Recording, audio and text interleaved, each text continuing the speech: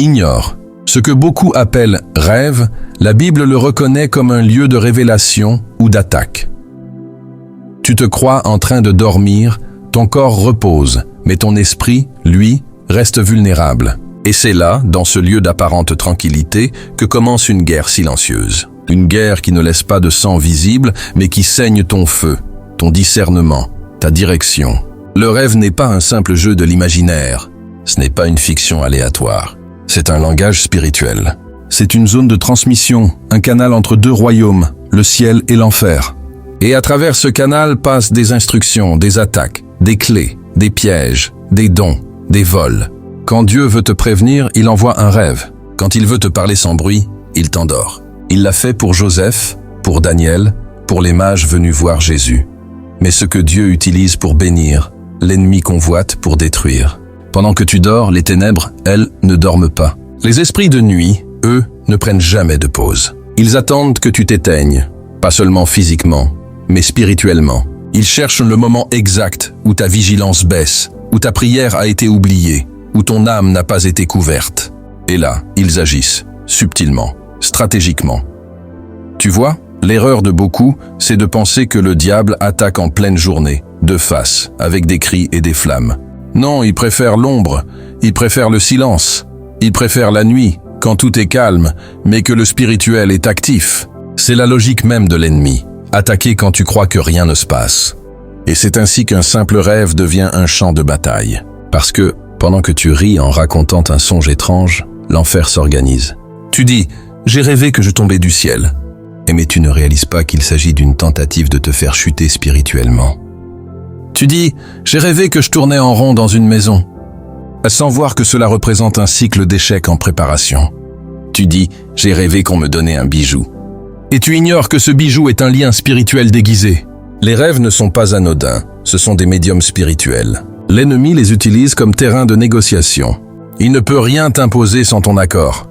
Mais dans le rêve, il peut tenter de t'arracher un « oui » inconscient.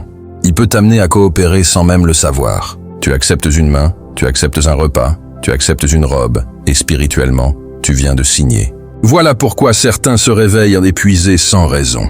Ils pensent que c'est le stress, mais leur esprit a combattu toute la nuit. Ils se lèvent le matin avec la tête floue. Ils se disent « j'ai mal dormi ».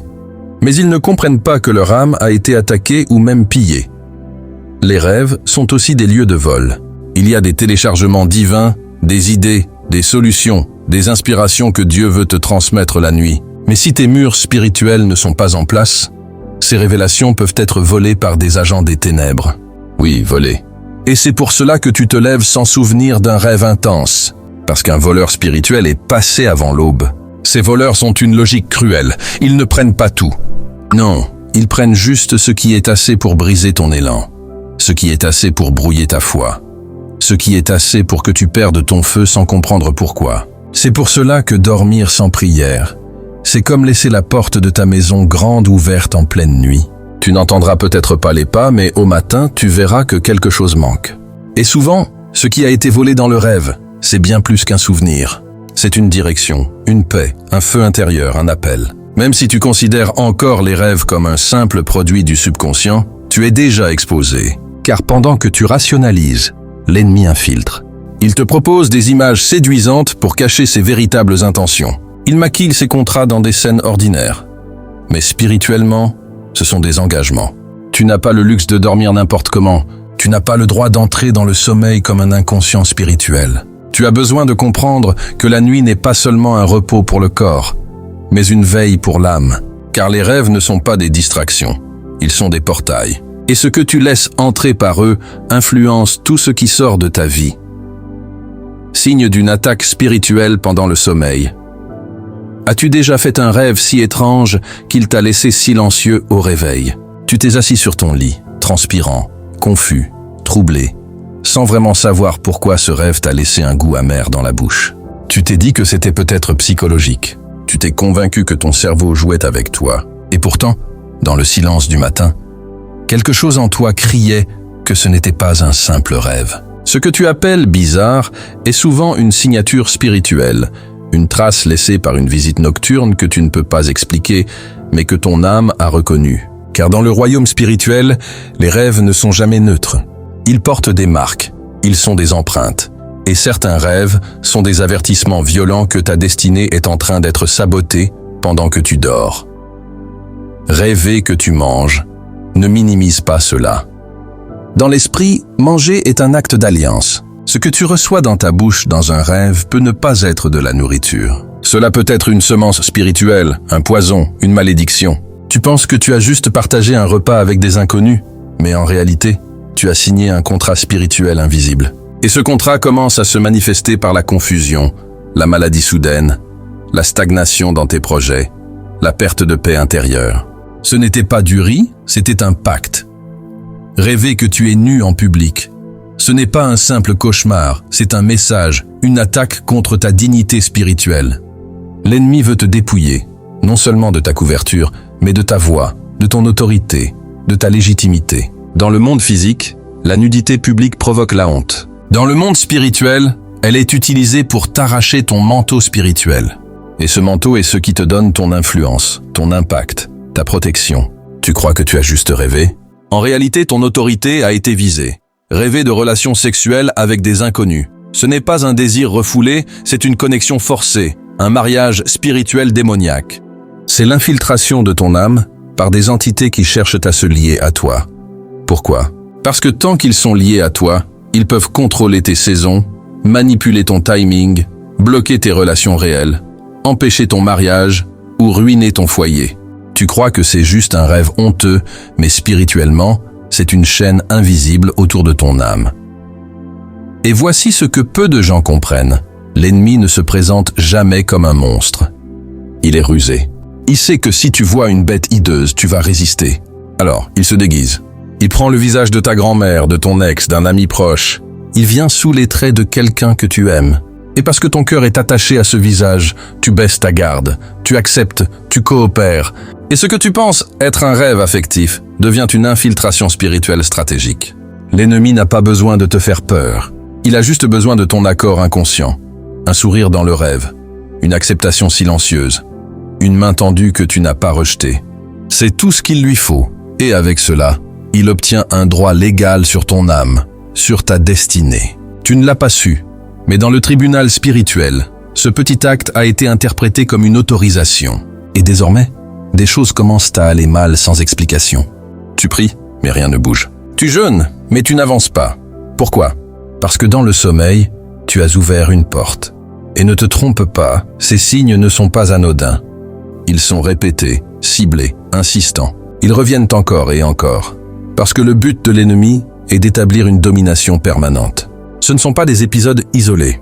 Ce sont des manœuvres spirituelles pour te lier, pour te confondre, pour te voler tout ce que Dieu t'avait confié. Ce n'est pas une coïncidence si ta paix a disparu après un certain rêve. Ce n'est pas un hasard si ton couple a commencé à se briser juste après une nuit étrange. Ce n'est pas normal que tu te sentes sale, lourd, vidé, perdu au réveil. Ce sont les fruits amers de pactes nocturnes invisibles, signés dans l'ignorance, mais efficaces dans le monde spirituel. Si tu ne discernes pas ces signes, tu vivras dans l'illusion du repos, alors que ton sommeil est un champ d'agression.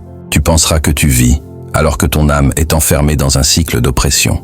Et pendant que tu cherches une explication logique, l'ennemi jubile parce qu'il sait que tant que tu ne discernes pas la source, tu ne briseras jamais la chaîne. Faiblesse que l'ennemi recherche pour agir contre toi. Le diable n'a pas besoin d'être spectaculaire pour être dangereux. Il n'a pas besoin de te posséder. Il n'a pas besoin de renverser les meubles chez toi. Il n'a même pas besoin de hurler dans tes oreilles. Ce qu'il veut, c'est bien plus subtil. Ce qu'il cherche, c'est une ouverture, une brèche, une autorisation. Et une fois qu'il l'a, il s'installe sans bruit, mais avec une efficacité dévastatrice. Il n'attaque pas n'importe comment, il observe, il analyse, il étudie ton comportement, tes réactions, tes habitudes spirituelles. Et une fois qu'il identifie une faiblesse, il agit avec précision, pas avec violence, mais avec stratégie. Et il n'a besoin que de 3 choses, ton accord, ton ignorance ou ton accès. L'accord, la monnaie du monde spirituel. Dans le royaume spirituel, rien ne fonctionne sans autorisation. Même Dieu attend ton « oui » pour agir dans ta vie. Combien plus l'ennemi qui ne peut rien t'imposer tant que tu n'es pas complice de quelque manière que ce soit. Ah mais voici le piège. L'accord ne se donne pas toujours consciemment. Parfois, dans un rêve, tu tends la main pour recevoir un bijou. Tu acceptes une nourriture, tu signes un papier sans lire, et spirituellement, tu viens d'ouvrir la porte. Tu n'as rien dit avec ta bouche, mais ton geste a parlé. Tu n'as pas crié « j'accepte ». Ah, mais tu n'as pas non plus refusé. Et dans le monde spirituel, ce silence est un oui. C'est ainsi que beaucoup de gens vivent liés par des pactes qu'ils ne comprennent pas. Ils ont accepté des objets spirituels empoisonnés en rêve, des dons toxiques, des vêtements contaminés, et ces choses deviennent des points de contact légaux pour que les esprits les tourmentent dans leur vie éveillée. Le chaos commence, l'échec devient récurrent, et personne ne fait le lien avec un rêve apparemment anodin. L'ignorance, le terrain favori de l'ennemi. Il n'y a rien que Satan aime plus qu'un chrétien qui ne connaît pas son autorité. Quelqu'un qui prie sans conviction, quelqu'un qui cite des versets sans les comprendre, quelqu'un qui vit par tradition mais sans révélation.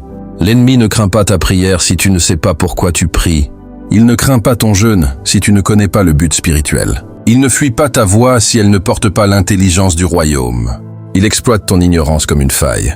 Et là, il agit, non pas par force mais par manipulation. Un homme ou une femme qui ne connaît pas son identité spirituelle est facile à tromper. L'ennemi peut semer la peur, la confusion, le doute, et voir cette personne tomber sans jamais avoir levé la main. Il peut lui voler sa paix, son feu, ses visions, et elle pensera que c'est normal, que c'est la vie. Non, ce n'est pas la vie.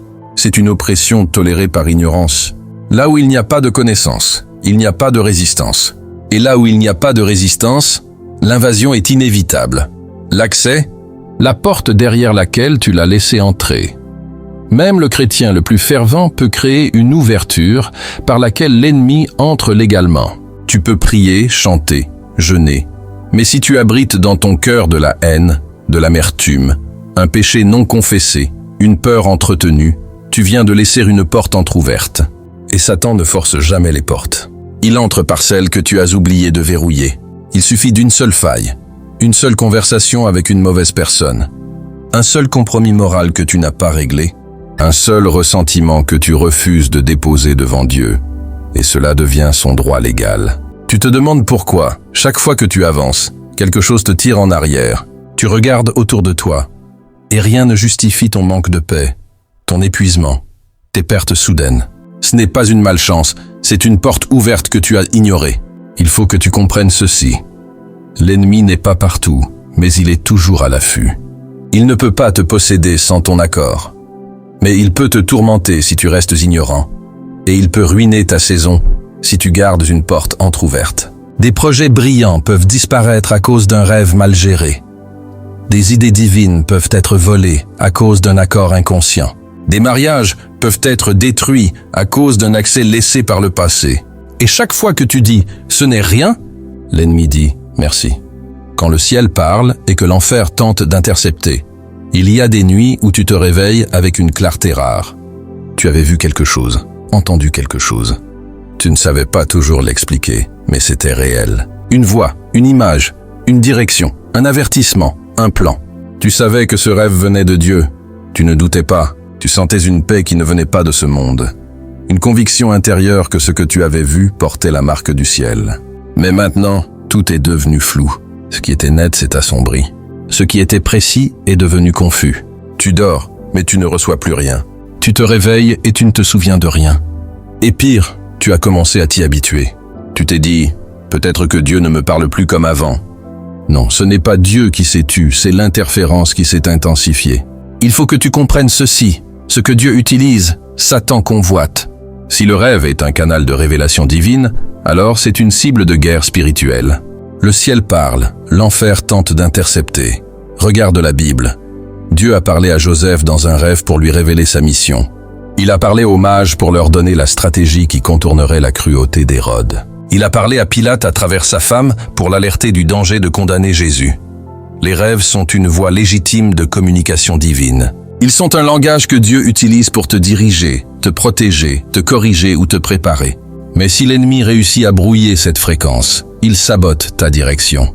Car il sait une chose, si tu perds la direction, tu perds la décision. Et si tu perds la décision, tu compromets ta destinée. L'enfer ne te combat pas uniquement pour ce que tu es, mais surtout pour ce que tu es appelé à devenir. Il sait que si tu continues à recevoir les bonnes instructions, tu deviendras ingérable, tu deviendras dangereux, inarrêtable. Alors, il ne cherche pas toujours à te détruire brutalement. Il cherche à te désorienter subtilement. Il attaque tes rêves, non pas parce qu'ils sont étranges, mais parce qu'ils sont puissants, parce qu'ils sont stratégiques, parce qu'ils contiennent des clés, parce qu'ils transportent parfois des solutions que même ton esprit éveillé n'a pas encore comprises. Si le ciel te montre quelque chose, c'est pour que tu puisses te positionner avec sagesse. Mais si tu ne vois plus rien, comment sauras-tu quoi faire? C'est là que l'ennemi se glisse dans les moments d'aveuglement. Il ne peut pas effacer ton appel, mais il peut te rendre incertain. Et un enfant de Dieu incertain prend de mauvaises décisions. Il va dans la mauvaise direction. Il fréquente les mauvaises personnes. Il investit dans les mauvais projets. Il s'attache aux mauvaises choses. Et c'est exactement ce que veut l'ennemi. T'éloigner du calendrier de Dieu, te décaler de la saison divine. Car une bénédiction hors saison devient un fardeau. Une révélation ignorée devient une confusion. Tu ne peux pas vivre avec le ciel fermé au-dessus de ta tête la nuit et espérer marcher dans la clarté le jour. Ce que tu entends dans l'invisible te donne l'assurance dans le visible. Ce que tu vois en rêve alimente ton discernement quand tu es éveillé. Mais si tes nuits sont devenues stériles, il est probable qu'une guerre silencieuse est en cours. Et cette guerre ne laisse pas toujours de traces physiques. Elle laisse des vies stagnantes, des décisions chaotiques, des émotions incontrôlées, des directions floues, des saisons qui tournent en rond. Tu ne rêves plus? Ce n'est pas anodin. Tu oublies constamment tes rêves? Ce n'est pas normal. Tu ne discernes plus les avertissements nocturnes. Ce n'est pas à négliger. Ce sont des signaux, des symptômes d'un sabotage spirituel en cours. Certains d'entre vous, vous aviez autrefois une vie de rêve intense. Vous receviez des messages clairs. Vous voyez ce que personne ne voyait. Mais quelque part en chemin, vous avez été attaqué. Et ce que vous avez pris pour une simple pause spirituelle est en réalité un silencieux assèchement orchestré. L'ennemi a mis une couche d'ombre sur votre esprit pour vous empêcher d'accéder à la lumière nocturne. Il vous a laissé dormir, mais dans un brouillard. Et maintenant, vous vivez sans instruction, sans orientation, sans voix céleste. Et le pire, c'est que vous ne le réalisez même plus. Mais il est encore temps. Le silence n'est pas définitif. La clarté peut revenir. Le ciel n'est pas muet. Il est seulement étouffé. Et si tu comprends que l'ennemi ne t'attaque pas simplement pour t'effrayer, mais pour étouffer la voix de Dieu dans ta vie, alors tu sauras où rediriger ton combat. Se réveiller spirituellement, protéger ses nuits, sa destinée, sa vie. Il y a une urgence silencieuse que beaucoup ignorent. Une alarme qui sonne dans l'invisible mais que très peu entendent. Trop de croyants dorment alors que le ciel hurle. Trop de destinées sont assiégées pendant que leurs porteurs ronflent. Trop de voix sont réduites au silence pendant que leurs propriétaires chantent des louanges sans conscience. Tu ne peux plus dormir spirituellement. Il ne s'agit plus simplement de sommeil physique. Il s'agit de torpeur spirituelle, de cette passivité intérieure qui te fait dire « ce n'est qu'un rêve », de cette indifférence qui te fait négliger les signes, de cette cécité qui t'empêche de discerner les manipulations nocturnes de l'ennemi. L'adversaire ne vise pas ton confort. Il n'est pas intéressé par tes possessions. Il ne veut pas ta voiture, ni ta maison, ni ton compte bancaire. Ce qu'il veut, c'est ton mandat. Ce feu que Dieu a déposé en toi, cette lumière que tu portes, cette parole qui sommeille encore en toi. C'est cela qu'il cherche à éteindre pendant que tu dors. Parce qu'il sait que si tu restes éveillé spirituellement, tu es un problème pour son royaume. Il sait que si tu prises avec discernement, tu vas briser ses stratégies. Il sait que si tu te tiens sur la muraille de ta maison spirituelle, tu vas empêcher l'accès. Alors il attend. Il attend que tu sois fatigué, éteint, distrait. Et dès que tu abaisses ta garde, il entre. Pas toujours avec violence, mais avec ruse. Il te donne des rêves qui te paraissent banals. Tu penses que c'est psychologique. Mais pendant ce temps, il plante, il dépose, il signe, il établit. Et au matin, tu te réveilles sans savoir que quelque chose en toi a été modifié, déplacé ou déconnecté. Mais il y a une arme que beaucoup ont oubliée, la vigilance spirituelle. Ne laisse plus une seule nuit passer sans prière stratégique. Ne te couche plus comme un ignorant. Ne ferme plus les yeux sans avoir confié ton sommeil à celui qui ne dort ni sommeille. Avant de t'endormir, parle à ton esprit. Donne-lui des ordres. Déclare que rien ne circulera dans ton sommeil sans l'autorisation du Saint-Esprit. Que toute transaction démoniaque soit annulée. Que toute tentative de détournement soit rejetée. Tu dois renoncer à chaque rêve impur. Ne te contente pas de te réveiller en soupirant. Ouvre ta bouche, dis « Je refuse, je rejette, je détruis ». Même si tu ne comprends pas tout, si tu sens que quelque chose n'est pas net, Déclare ton opposition. Dans le monde spirituel, ce que tu ne dénonces pas devient actif. Ce que tu tolères devient légal. Couvre ta maison du sang de Jésus. Pas par habitude, mais avec foi. Parce que le sang parle. Le sang défend, le sang protège, le sang met une frontière entre toi et l'agresseur invisible. Le sang ne s'évapore pas. Il reste, il crie, il repousse. Interdis toute forme de contrat nocturne, dis à haute voix chaque soir « Je ne signerai rien. Je n'accepterai rien. Aucun pacte ne sera établi pendant que je dors. » Parle au royaume spirituel. Les anges entendent, les démons entendent. Le ciel prend note et l'enfer tremble. Tu n'es pas appelé à subir, tu es appelé à vaincre. Pas par ta force, pas par tes émotions, mais par la conscience de ton autorité en Christ. Par la compréhension que ta destinée est trop précieuse pour être mise en veille par des esprits de nuit. Que ton héritage est trop sacré pour être vendu pendant ton sommeil. Réveille-toi, homme de feu. Réveille-toi, femme de destinée. Assez dormi, assez toléré, assez minimisé. Tu es en guerre et ta nuit est un champ de bataille que tu ne peux plus abandonner à l'ennemi. Quand tu pries, les ténèbres reculent. Quand tu proclames, les alliances démoniaques se rompent.